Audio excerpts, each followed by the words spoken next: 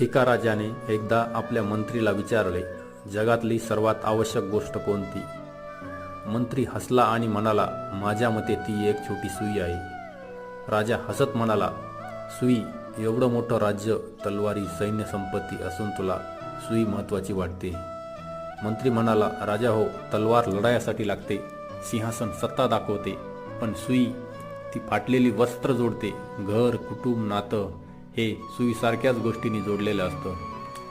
तो थोडा थांबून पुढे म्हणाला, मोठेपणा दाखवणं सोपं असतं, पण तुटलेलं जपणं आणि जोडणं ते खरं सामर्थ्य.